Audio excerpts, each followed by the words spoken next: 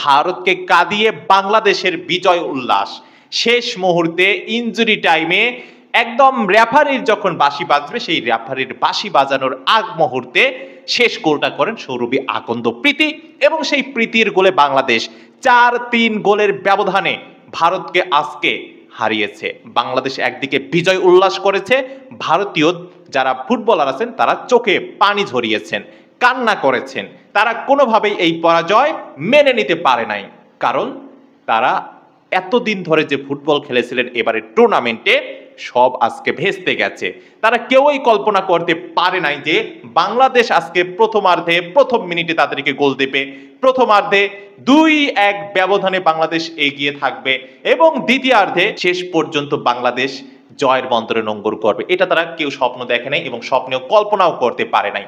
আজকে সেই কাজটা বাংলাদেশ করে দেখিয়েছে। ম্যাচের প্রথম মিনিটে গোল পূর্ণিমা মারমার কাছ থেকে, ম্যাচের 34 মিনিটে বাংলাদেশের আলপি আক্তার স্ট্রাইকার তিনিও গোল করেছেন।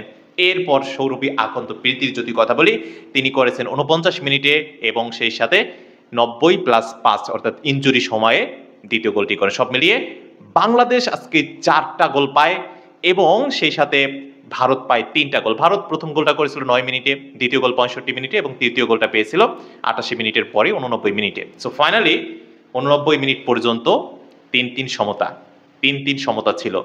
এর পরের ঘটনাটা ইনজুরি টাইমেই ঘটেছে। সৌরভী আক্তার প্রীতি প্লেয়ার অফ দ্য ম্যাচের পুরস্কার জিতেছেন এবং সেই সাথে বাংলাদেশের যদি আমি মেঘলা রানীর কথা বলি, গোলকিপার ভাই, বিশ্বাস করেন এই গোলকিপার যদি আজকে ভুল না করতো গোলের ব্যবধান ওই রকম হতো না। ভারত আজকে হয়তো আরো কম গোল দিত। গোলকিপারের কিছু ভুল আছে, আমি এগুলো নিয়ে সমালোচনা করতে চাই না। এই গুরুত্বপূর্ণ ম্যাচে অন্ততপক্ষে মেঘলা রানীর মতো গোলকিপার চলে না। মেঘলা রানীর এখনো শেখার বয়স আছে, এখনো স্কিলস ডেভেলপ করার মতো বয়স আছে, সুযোগ আছে হিউজ পরিমাণ। কিন্তু আমাদের যে 22 নম্বর জার্সি পরিহিত গোলকিপার, তিনি কি সুস্থ নাকি অসুস্থ এটা আমি জানি না। যদি সুস্থ থাকা অবস্থায় তাকে মাঠে না নামানো হয়, এটা হচ্ছে আসলে সত্যি টিম ম্যানেজমেন্টের চরম ব্যর্থতা।